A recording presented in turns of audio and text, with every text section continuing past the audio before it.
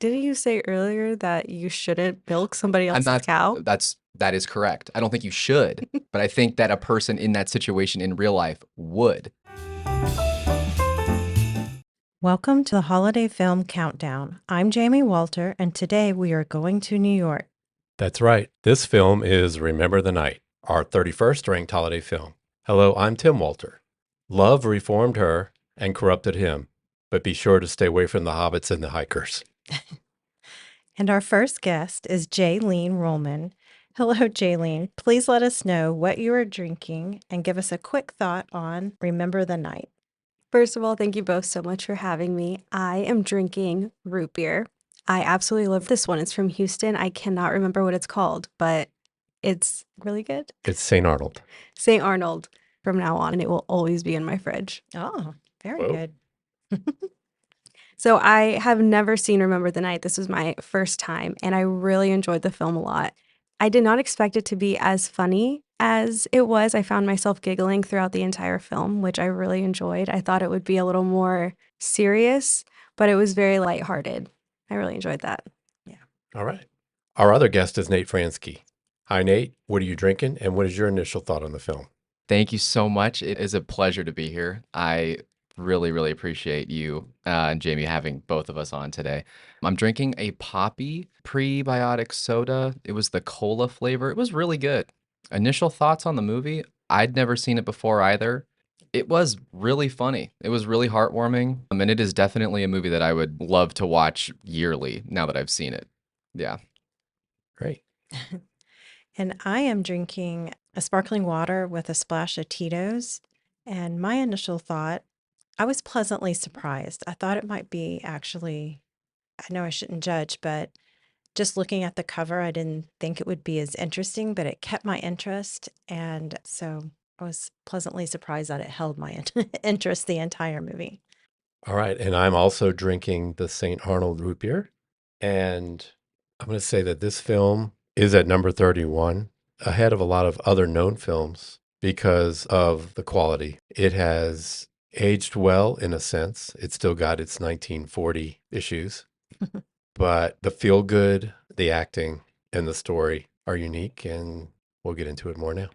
Yeah, Remember the Night was written by Preston Sturges. He originally wanted to title it The Great Love. It was directed by Mitchell Leeson, who directed over 40 films and was also an art director, costume designer, and nightclub owner. Remember the Night was released in 1940 and is the oldest film in our countdown. This movie was filmed at Paramount Studios in Hollywood with exterior shots of New York, Canada, rural Indiana, Niagara Falls. Barbara Stanwyck and Fred McMurray are the stars of the film, and Beulah Bondi and Willard Robertson are also featured. Yeah, Jaylene, I think you already mentioned earlier that you didn't have a history, right? This was your first time. Yes, this was, seeing it? I've never even heard of the film until, Oh, really? yeah, Okay. until tonight. All right. And Nate, what's your history with Remember the Night?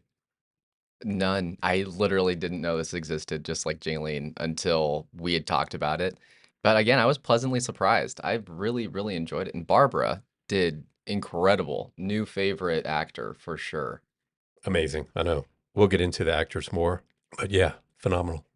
Yeah, this one is a new one for me as well. I watched it, of course, earlier when we were doing the countdown, trying to get our lists going. So I've seen it one other time, but prior to doing that, I didn't know about this film. So it was my second time tonight to watch it, but originally the first time I didn't know it either.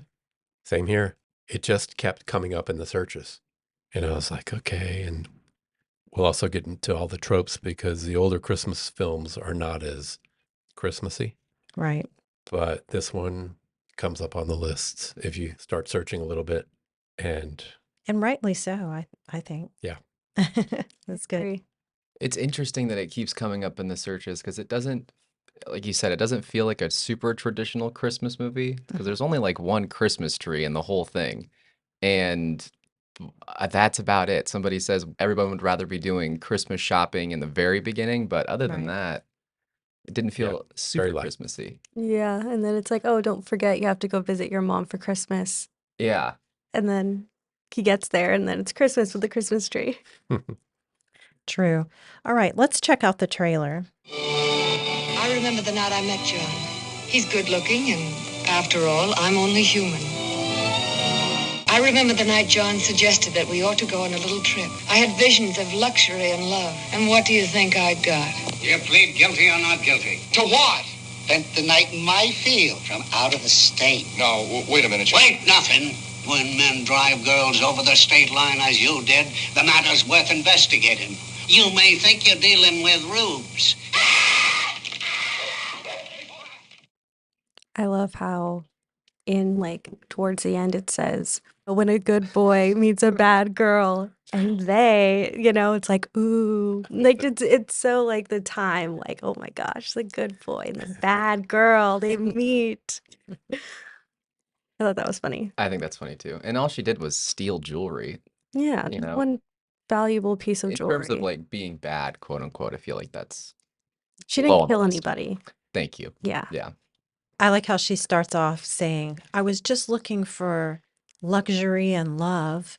And then it goes right into the court scene at the end where she's confessing that she's guilty of stealing the bracelet. I thought it was interesting how they really showed us more of the ending of the movie and not so much of, I guess, the middle part Yeah. of it. Hmm. So to me, I feel like there was a lot of questions like, how did you get there with the trailer? What did you think? Yeah, I agree because it's really just like the Niagara Falls, like in the end, which is the beginning of the trailer, and then her confessing. And I feel like if I'm about to start watching the movie after watching the trailer, I'm like, okay, well, when is she going to confess? Because she's in the courtroom like pretty early on, Right. And so it's like, hey, like, wait, what's happening now? It's a little confusing. I wish they wouldn't have put that in there because not watching the trailer and seeing her actually confessing and be like, I did it. Like, I'm going to jail. I was like, got my heart. I was like, I can't believe she just did that. Yeah, it kind of feels like a different movie Mm. a little bit. You're like, okay, well, what kind of trouble are they going to get into? But then you watch the movie and it's not that intense. Hmm. There's that scene where she throws the cigarette into the trash can and screams, which is hilarious. Yeah. But yeah, I would have to agree with you. I'll have to say that sometimes we complain about the trailer giving away the film. Right. In this case, we use physical media for our episodes. And so we're watching a DVD and it's messing up during this particular part. And the part that it was messing up is fully covered in the trailer. So I True. feel like it filled a hole for us. Right. It did. That was very helpful. Thank I was God. like, oh, okay, so that's what happened. Serendipity. Yeah. All right, let's go inside the numbers. Remember the Night was shown on 35 millimeter using 10 reels of film. That's 9 reel changes by the projectionist. Wow. Yeah. Is that a Wow. lot? And so they have to do it while there are certain points in the film where they've got the second projector ready to go. And it's a on-the-fly splice by a skilled projectionist. And we know about that here at the Paramount Theater. Mhm. We show 35 millimeter, and it's the same issue still. Due to the captive studio nature of the time, we do not know how much it cost to make. We can only guess. IMDb says that the box office sales were $187,000. That's a Which- lot of money, right, for the time? Yeah, maybe 2 million in current dollars. That's Okay. what I'm estimating.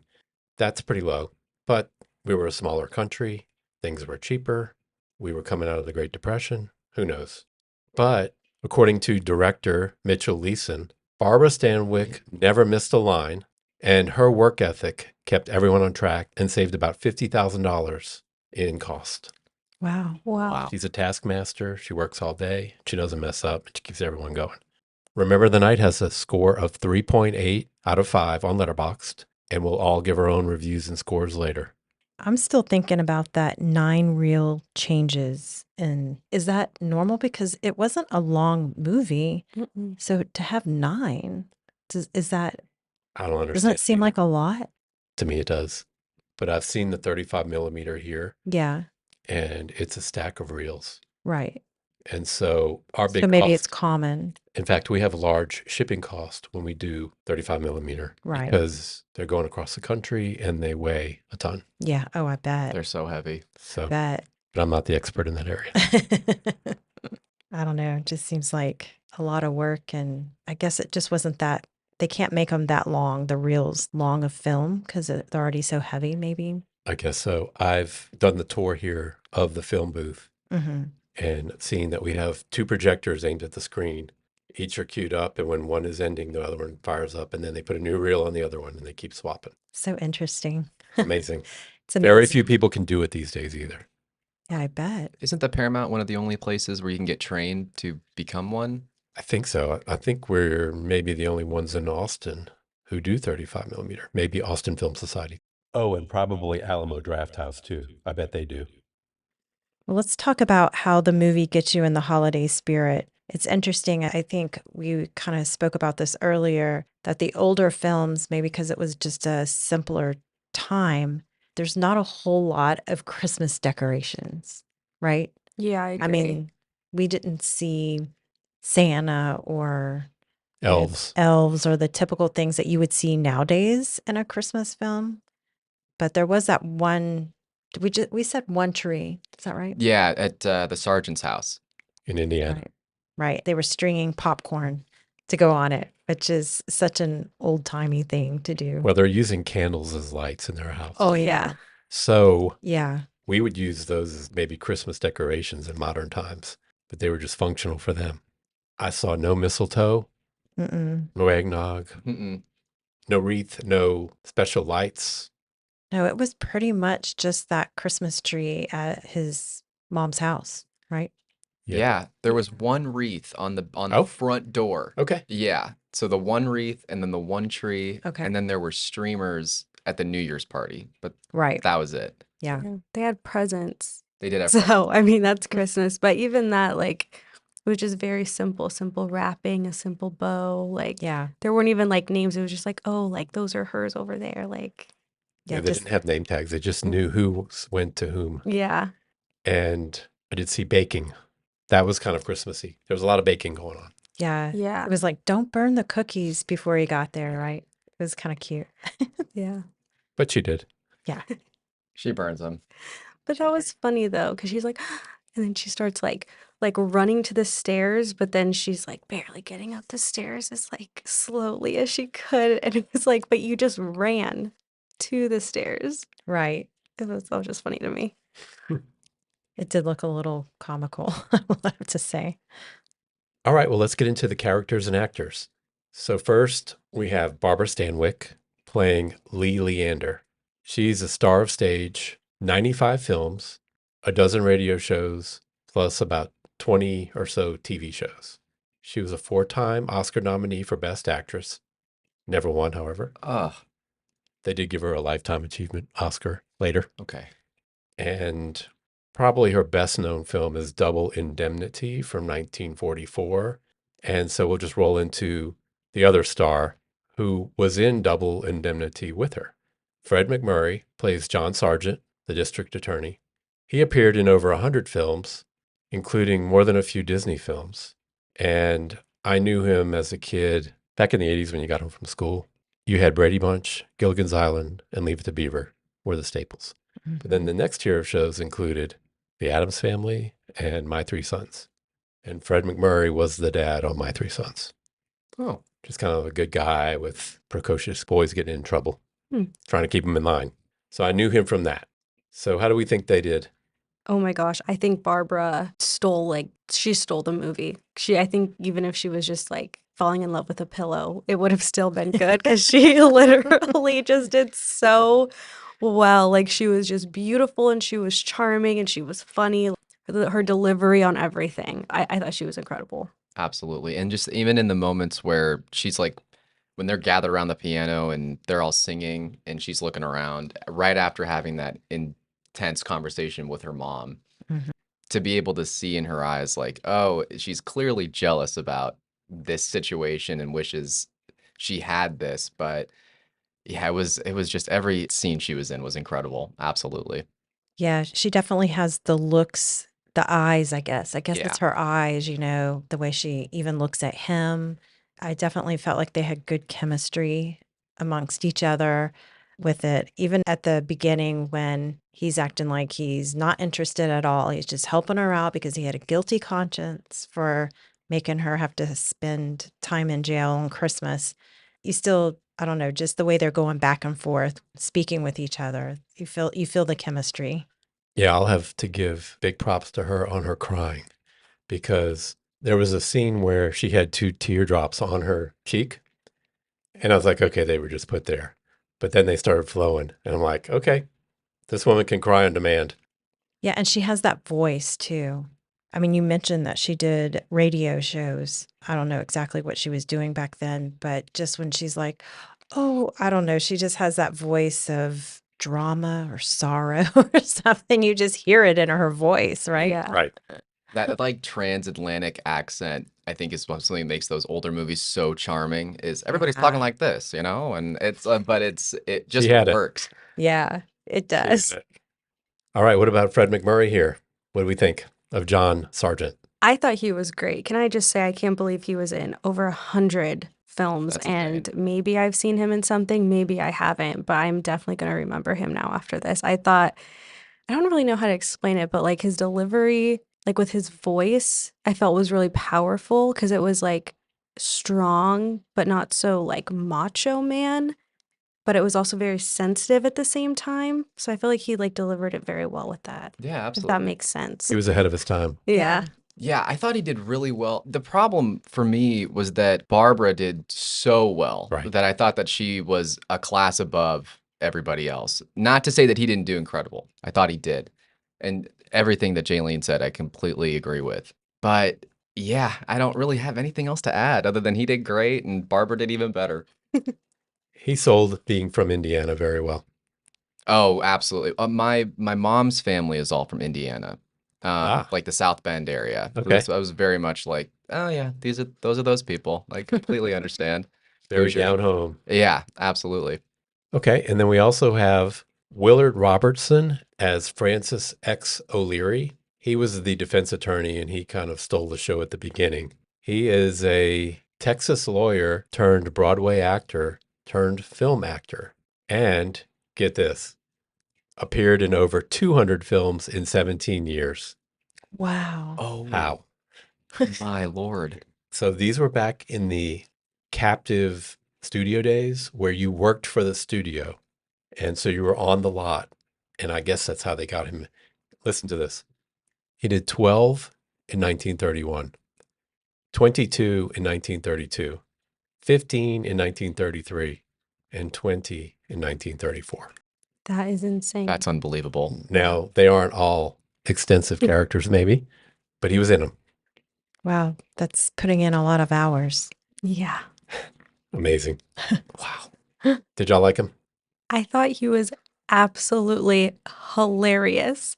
Like, he was, I don't know, maybe now that you said Broadway actor, kind of like very over the top, very cartoony. And that was absolutely perfect for his character because everything he was saying was so ridiculous. And even Barbara's character was like sitting there, like trying not to laugh because she's like, okay, that's my lawyer, but he's ridiculous.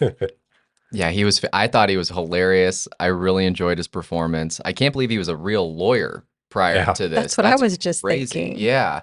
And then he's on Broadway and then he's in all these movies. That's wild. There's like the other thing with these older movies too is it's so much fun to watch the transition between like the silent films and then 10 years later you have these movies and then another 15 years later Marlon Brando comes out with like on the waterfront and then suddenly like the quote unquote method acting starts and everyone's trying to be super real.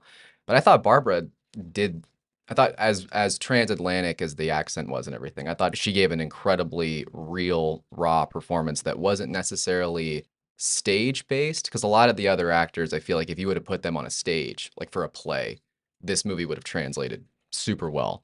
Yeah. But it was really great to see his little over the top acting with what did he called her a schizophrenic because she started stealing stuff? That's where he started. Yeah. And then he moved to hypnosis. Hypnosis. I mean, just Yeah. pulling out words from Anything that'll nowhere. stick, I guess. Yeah. All right. And then Beulah Bondi plays Mrs. Sargent, who is John's widowed mother. She was twice nominated for Academy Awards as Best Supporting Actress. She was only in about 60 films, so she's the lightweight in the group. with 60. Only Yeah. 60. Wow. Slacker. And she played Jimmy Stewart, aka George Bailey's mother, in the 1946 holiday classic, It's a Wonderful Life. And of course, No way. we will feature that film way, way up the countdown. The OG holiday movie. So, what do we think of her? Oh, I liked her. I don't have, well, I don't feel like, wow, she was amazing, but I don't think she did horrible either. I think she came, she showed up, and she did the job. I didn't really feel any connection like I did with her sister, so his aunt. Mhm. Like, I felt more of a connection and a softness with her than I did with, like, the mom. I didn't really feel too much from the mom. Oh, that's interesting. Yeah, at least to me. I thought she was super sweet and very a great juxtaposition, obviously, compared to Barbara's mom in the movie. But yeah, I thought she was super sweet, and she reminded me of any other mom in Indiana that you'd be like, what did she say? Love taught you. Oh, yeah. Yeah, after he stole her money, that was funny. But Yeah. yeah, no, I thought she did fantastic. Is Fred the, or I'm sorry, Fred the only person who wasn't nominated for an Oscar out of like the core cast? Yep, That's crazy. never was. Wow. A lot of Oscar nominated people in Yeah. this cast. Huh. What'd you think, Jamie, of Mrs. Sargent? I thought she definitely looked the part. I mean, when you see her, you're like, oh, yeah, that's his mom for sure. I mean, she does just look like the typical mom. And of course, I liked her character. So she was very sweet. She could not have been a better mom, if you think about it.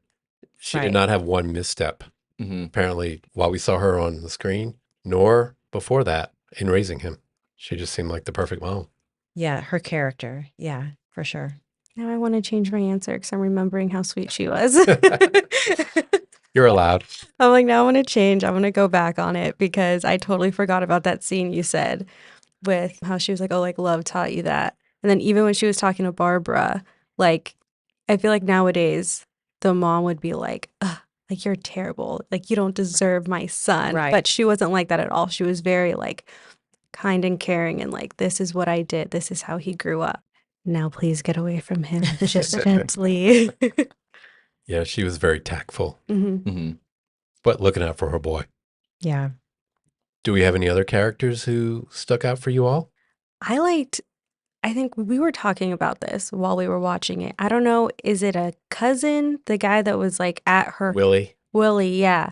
I liked him. And then because he's just so sweet and dorky and he's like helping. And when him and Barbara are singing at the piano and he has such a beautiful voice. I Very did good singing. not expect that. I was like, okay, now I see why he's here.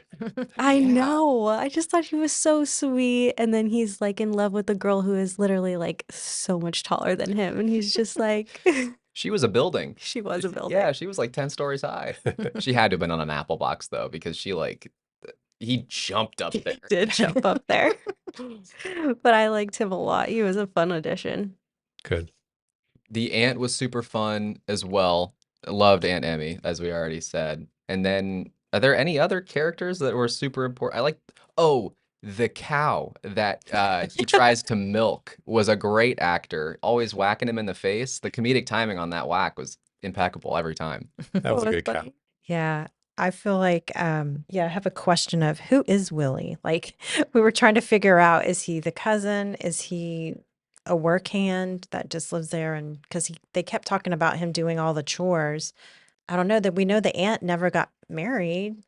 Yeah, it's They did almost say like they that. took him in, So it was kind of like, okay, maybe but they needed him. they did need him Oh, to yeah. do the chores, right? He was Yeah. getting the The heavy lifting. firewood and doing stuff. So maybe it's getting clearer to me who Willie is. But they definitely treated him like family because Oh, yeah. he was around. So I don't know. This little hat. What was he going to practice? Yodeling? Yodeling. Yes. Yeah. With the hat on, he had to yodel. Pretty innocent guy there. Yeah. I think it was definitely a much more of an innocent time. That too. It just came through. Innocent place. Yes. Yeah, especially Indiana in the 40s. I can't really think of a place that gets more innocent than that other than Amish country in the 30s. All right. We'll move on to the scenes then now. We talked a little bit about it off camera. The first scene when she steals the bracelet at the beginning, how she walks like 2 blocks, maybe, if even that much, and goes into the pawn shop right away. And I just found it interesting because he starts pulling down the shade, locking the door, like, you're not going to get away with this, and calling the cops. But I'm like, how did he know? There were no cell phones. Like, no one, I don't know how he even knew. It was kind of like Must have been a telegram. that quick. Exactly. Yeah. That quick. I was like, that was crazy. To me, that was a crazy scene. Yeah. And it's right away too. It's Right. like the second scene in the movie after her stealing I know. Yeah. stealing it. My only theory is that she has probably done this so often that he's like, okay, there's something off about this. That's why. And he didn't want to get in trouble. That's just me making up maybe. this Maybe story. he recognized her. Yeah, Yeah. maybe he knew. Mhm. He had been burned before. Right. Are there any other crazy scenes that come to mind that you're just kind of like, what? Not one that I thought, what, but when the mom is talking to Barbara and saying, like, oh, yeah, he loves you, blah, blah, blah. And she looks in the mirror and she's just like, well, I'm not ugly. Or she says something like that. Like, I'm not ugly. So, of course, he kissed me. I liked that part. Any scenes stick out to you, Nate? Favorites? Trying to think. Oh, yes. Okay. I took one note. The greatest transition in the history of film that I've ever seen is when, after they leave Barbara's mom's house, she's like, oh, where am I going to go? And he's like, oh, you're going to come with me.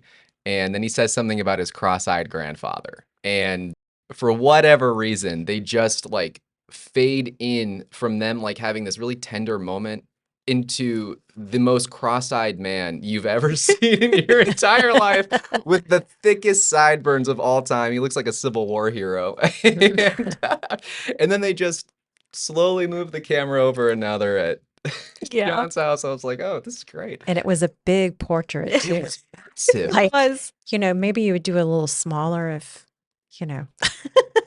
if it looked that way, but no. It Yeah, that was huge. one of the parts that didn't age as well. I feel like we treat cross-eyed people better now these days than we did in 1940. Well, they can fix it, too. Pretty much now. Right. Oh, also, like, when we were watching it, what was his name? Like, Fat Jack? Fat Mike. Fat Mike. He was like, oh, get Fat Mike. And nowadays, he just looked like a normal person. He would be Like- ordinary Mike today. I would be That's Mike. that's just regular Mike. Just Mike. True. Going back to what you were saying, Nate, about the cross-eyed photograph or portrait, I guess, of the grandfather, I found it like it was the way they were trying to transition from that heavy scene of the mother not happy to see her, didn't welcome her home, and her feeling sad. And then all of a sudden we're like laughing. That's a great point. Yeah, the juxtaposition, the contrast was so sudden. Also, that's what made it so funny. And Oh it my was god. random. There was no point to show the portrait. He wasn't there. Right. Yeah, Like, who is this, it was just a setup to getting them to his house, like without having to drive there. It felt like. Yeah. Well, They yeah. could have just shot them in the car, like, okay, let's go. And then they're at the house. But is that better or worse than the portrait? The portrait does make it a lot more funny. I think so too. Brings a lot of, laughter and joy. We all love laughter and joy. It's very jarring. All right. Any other scenes? I like the one where they're driving in the car and they come to the detour and the signs. And instead of having like the flashing lights that we would see now, there are like gas, I guess. I guess they're gas burning. Like they're not really lanterns. I don't know what they kind of look like flares almost, right? Like an oil lamp type Yeah. of situation. Just sitting on the sign that says detour, and I'm like, okay, I guess that makes sense because they didn't have the same lights or construction signs that we do now. Or good batteries? Yeah, very Yeah. true. But to your point, multiple open flames I in a know, right? forest, Right? like on top of a rickety wooden sign, is Yes. a recipe for disaster. I can't believe that was allowed. Then it was the Depression, though. What else are you gonna do? Yeah. True. Oh, and when they're in the car and they actually have to use map skills and they're like totally guessing. And he's like, okay, well, how far? And she goes, oh, about half my thumbnail. You're going to turn right or something like that. And I'm thinking, oh my gosh, we forget how easy it is now to maneuver and find our way around Yeah. with Google Maps. But we didn't always have that, right? And I'm kind of saying my age a little bit, but I remember as a young child and before we'd go on vacation, my dad would lay out the maps and he would draw a line and he would track it, like the way we had to go because that's all we had were the maps. And to make sure you make those turns, whoever was sitting up in the passenger seat, because I mean, we were a family of 5, so we'd kind of rotate a little bit, had to, pay attention. Okay, well, at this point is when you're going to make your turn or get off and get on the next highway. So it's interesting. You don't have to do any of that now. Yeah. Oh, yeah. Yeah, I'd be lost. I feel like that's a lot of pressure too if you're in the passenger seat and having to like be like, okay, and you're like, oh no, I missed the turn. I know you got to pay. Yeah. You have to pay attention. That's for sure. That's a way of keeping people from claiming shotgun. Yeah, that's a That's a great deterrent. deterrent. I would True. never. Yeah, absolutely. Because I get lost.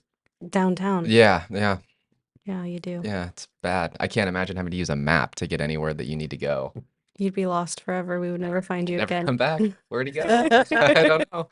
Well, I think they were circling around a little bit, right? They were. And then they ended up well, I guess it was at the farm of the Dairy farm. dairy farm. Yeah. Yeah. Now that I think about it, he kind of just took out the dairy farmer's fence for He did. kind of no reason. It's not like they had been super drunk beforehand and got in their car. He just came up over a hill. No. It's Well, that's what it was, okay. zooming And, through. there were no street lights. I don't think Yeah. he could really come up over the hill and just kind of. Well, he didn't have 4-wheel drive, so he had to be moving. That's true. It was very bold of him to be like, okay, first of all, I do want to say, like, when they wake up and the cow is in the car, he's like, oh, do you want some breakfast? And like, let me grab some milk. I guess there's- Like, what? that is bizarre. And then also, why are you going to milk another man's cow without asking? That's just, okay. Yeah. All right. I find that bizarre. I think that's really funny. And then after they hit the fence, they just stay there. They stay there. They have their little sandwich, go to bed, and then milk a cow in the morning. Yeah, they decide to sleep there. They just slept right there in the car, and I don't know. yeah, it was a little odd, but It was bold. All right, well, let's move into the quotable lines. Anyone have any here that you want to bring up? In the very beginning of the movie, they're talking about Barbara and like who's going to prosecute her. And I believe the guy in the office that John talks to, he says something along the lines of, quote, to somebody else, you don't have the face to prosecute a woman, which I found to be quite hilarious because for what does that mean, first of all? And who does have the face to prosecute a woman? I guess John. I found that to be quite comical. They had to have a friendly face and a softer tone because I had a quote that says, it's really hard to put a woman in jail, even if she's guilty. That came up too. right. So Sign of times the were times. different. Yeah, which is interesting now that they said that. Going back to when she gets caught at the pawn shop, it's so quick. You would Right. think that, oh, she's a woman, she's got a hawker thing, her bracelet, no questions asked, right? It's a woman. Right. She probably was gifted this, but I guess not. No, they just took her to court. Yep. Now she's in jail. She definitely looked like she could have that bracelet on because she was really done up. I mean, and she had like a fur on, like she looked like she had on expensive clothes, especially for that time, right? Right. Yeah. I thought so too. So I don't She know looked that like time she that would well, but have that she bracelet. did not seem haggard or underdressed. Yeah. Right. Like No. Pretty Woman, Like Pretty Woman. right? Well, in the end, he buys her a bunch of clothes in Pretty Woman, and that's how she. Like the first time she goes into the store, she's haggard, right? Yeah. well, Yes. Yeah. And they yeah. won't Yeah. serve her or whatever. Yeah. True. Okay, well, don't make fun of me, but I wrote this down and now I need y'all's help to put it back at the scene. But I wrote, oh, yes, my life is one long line of whoopee. Yeah.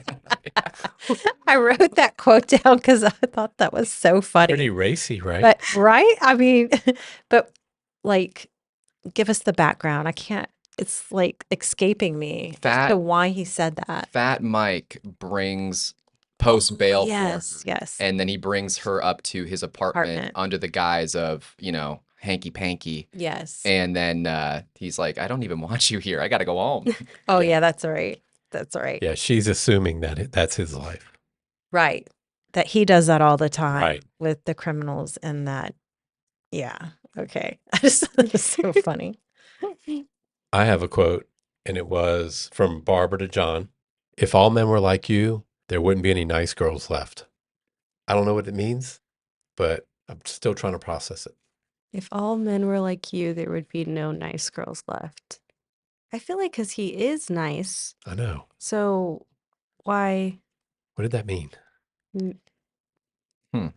I think it meant like, because if all men were as nice as him, then all the good women would be taken up because they would want, a good woman to stand by their side, I guess. Okay. And, so that there wouldn't be like, I guess, people like her, thieves. I see. That's all that would be left, would be like thieves. Girls like her. Girls like her, like Yeah. the bad girls, so to I- say. That's the way I take Okay. it. I like that. That makes sense. Yeah. Makes sense. All right. I don't Yeah, know. it's kind of like a little reverse engineering in my brain, but okay. All right. Well, that brings us to the moral of the story. And I'm thinking about it. And what came up, but I don't know that this is correct. I'll get y'all's thoughts on this, is basically everyone deserves a second chance, maybe? I like that. What do you think? I like that too because, he feels guilty about having like her court date pushed. And so that's why he gets her out so she can enjoy Christmas and she's not in a cell. So like he's giving her that second chance.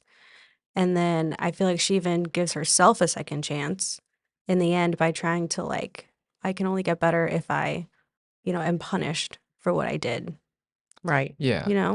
Yeah. She wanted to come clean. Yeah. My child, why do you want to plead guilty? Because I am guilty. And when you make a mistake, you've got to pay for it. So maybe it's honesty is the best policy.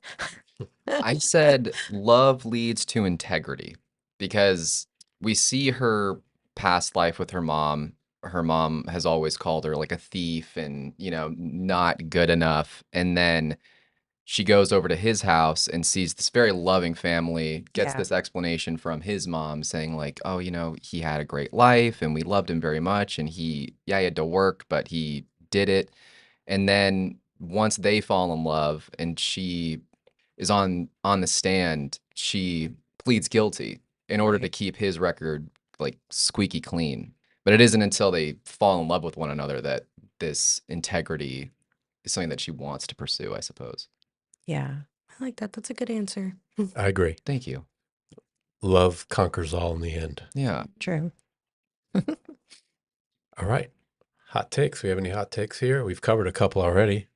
Hot take. I don't know if I have any super hot takes other than like this is one of the least Christmassy movies I've ever seen. I'm trying to think like this is almost Die Hard level Christmas where it's really not, but it is. Where they just say, hey, it's Christmas. Okay, Iron Man 3. Yeah. Yeah. Well, yeah, that actually makes sense because if you think about it, he could have, instead of it, like having to go to his mom's for Christmas, it could have just been like, oh, it's my mom's birthday. Or, oh, I told my mom I'd go see her. Or, like there could have been any other reason because he's still in Indiana, still only like 50 miles away from where like Lee's mom lives anyway. Yeah. So it didn't need to be Christmas. I enjoyed that it was, I did too. but it was, yeah, They did do presents, though. they did. And that did. did bring them together a little bit. They Okay. did. So it And it created a was the vehicle. whole reason why he got her out, right? True. That is That is also true. Because he didn't want her to have to spend Christmas. Because they were also Yeah. going on a long break until January 3rd. So it was going to be like 2 weeks. Yeah.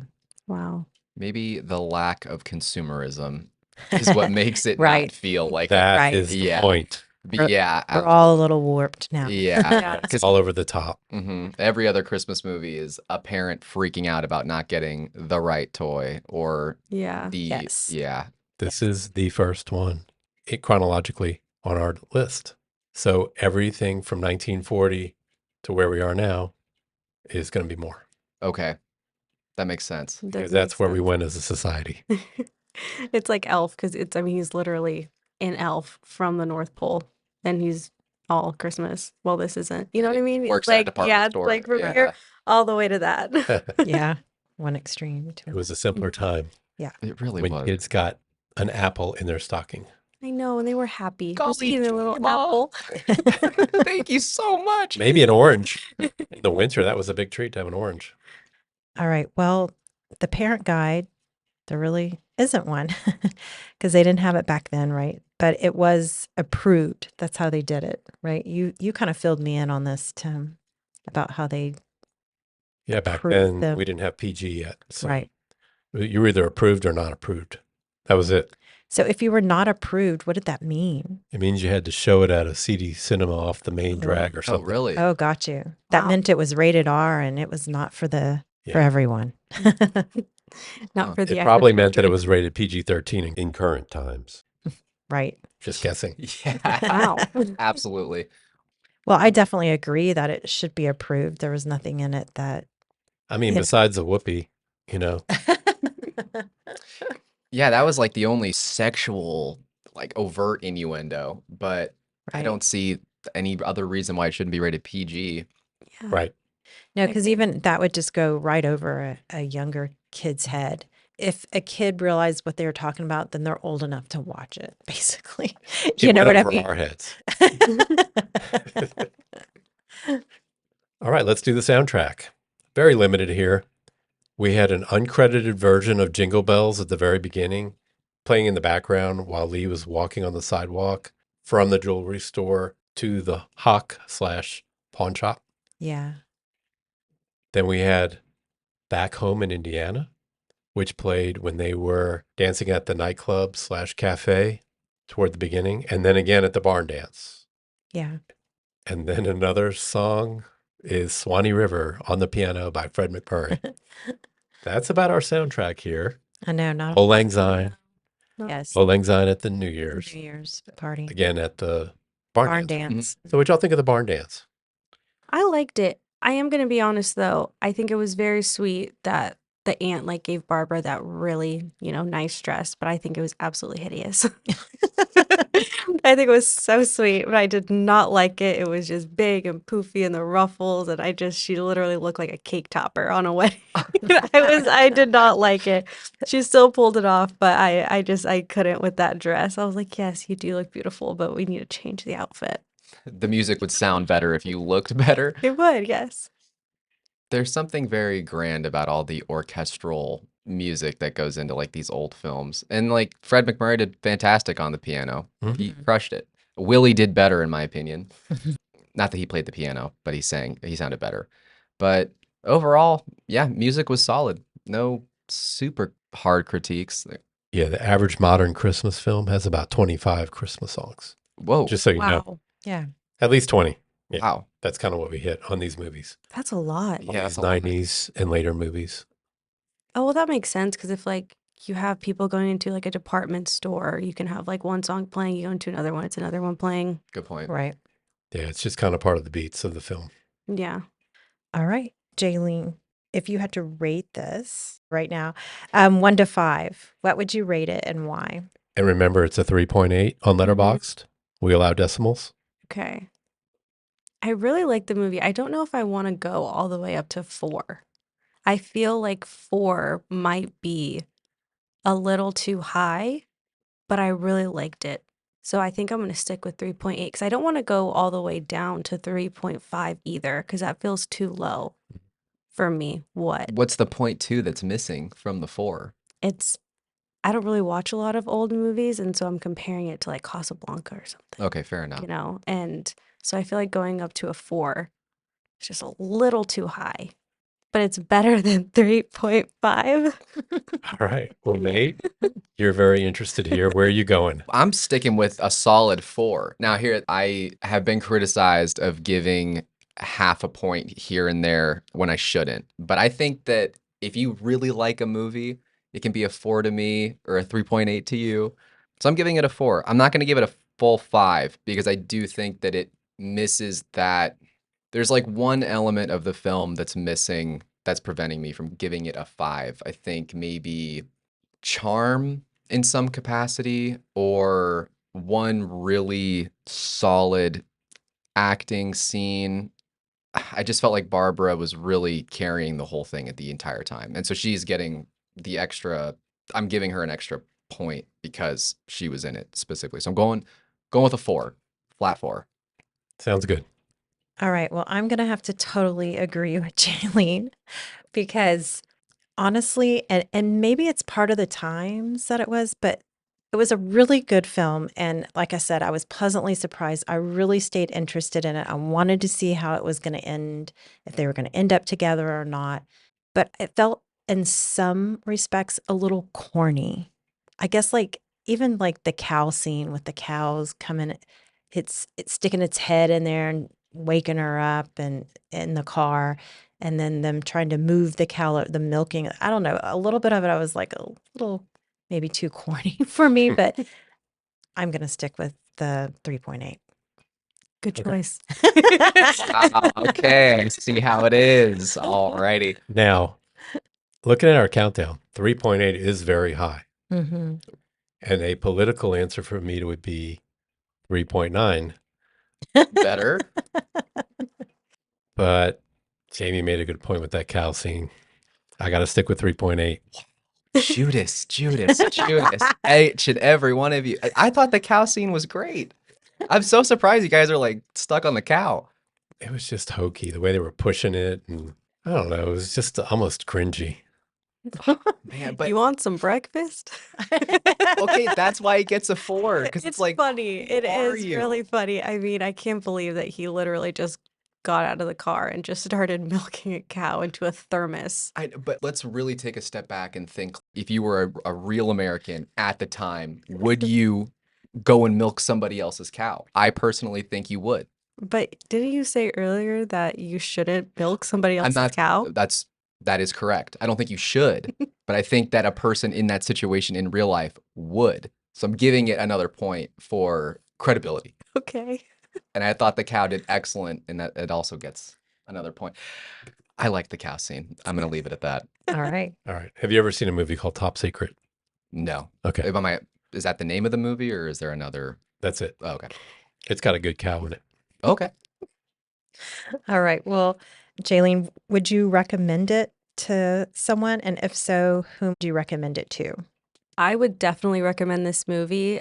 I would honestly have to see if the person likes older movies because I Mhm. feel like some people, like my mom, for example, would be like, no, I don't want to watch an old movie. Like she would. Yeah, she So I doesn't like would it. never recommend that to her. While I feel like Nate's mom, like she would definitely be like really into it. Like she would really love this movie. Yeah, I was gonna say literally that exact same thing. Michael, my stepdad would also love this movie too because if he's not watching football, it's just the grit. It's just westerns all the time. And I don't think he's liked a new movie since like 1999. I think most of his watching is from then and back. So I think he would really enjoy this. Yeah. Okay. He needs to see No Country for Old Men. Oh, he loves that movie. Yeah, he loves that Okay. movie. I'm being facetious. That's but current century. yeah. Yeah, I would definitely have to look at the person that I'm recommending this to, their interests, and again, if they like old movies or not. But it's good. Like I'm thinking because when we watched it before, two of our teenagers sat down and watched it all the way through. No And I was way. impressed because especially one of them is not one to sit and watch a whole movie through unless they are super into it, and they both like watched it till the entire end. They did. Wow. So I found that very interesting. And so maybe I would be wrong, but I wouldn't think young children would like this. You know, it wouldn't be a Christmas film that I would say a family with young children, oh, you got to see this.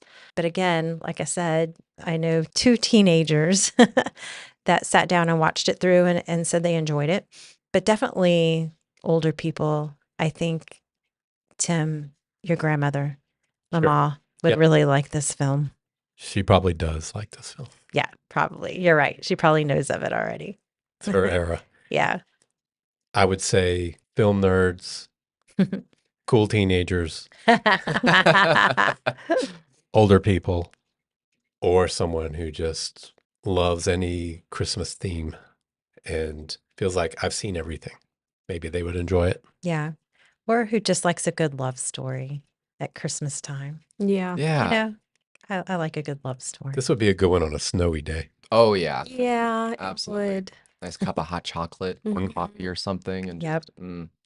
All right. Well, Jaylene, here's the big question. What is your favorite holiday film? Oh, okay. My favorite holiday film is definitely there's two, Bad Moms Christmas Okay. and Noel. I don't know if you guys have seen Noel, but I love that Yep. movie. I know it came out in like 2020, I think, so it's not even old, Right. but it's just such a good movie. Anna Kendrick? Yeah, Okay. Yeah. I love Bill that Hader? movie. We watch it every Christmas. We That's do. our Christmas movie. Number 46 in our countdown. Really? Yeah. It's a good one. Mhm. Yeah. Yeah. Those are good ones. They're good. They're fun. Hmm. All right, Nate, your turn. I'm as much as I want to say Noel because you just reminded me of it. As much as I want to say Die Hard because that's the quote unquote cool answer, I have to go with Four Christmases All right. just because that is the movie that my mom and I watch 3 to 4 times every holiday season. It's just constantly always on and it's never not funny. It's Yeah. always funny. Yeah, I don't know. So definitely Four Christmases is the one. Okay. Yeah. That is number 37 in our countdown. Okay. Oh. And I feel like I underrated it. I don't know about you, Jamie. Maybe a little bit. It's definitely a laugh out loud. Yeah. Yeah, Agreed. it's Fun. a good one. Oh yeah. It's definitely tricky because there are a lot of good Christmas Oh, yeah. films. So Yeah, it's just be honored to make the countdown, all right? there you go. Well, Jaylene, do you want to promote anything, your socials or any business or Or cause. I was gonna make a joke in the office. He says it's because I do not have anything I Okay. need to promote. No, thank you though. How about you, Nate? Is there anything you want to promote?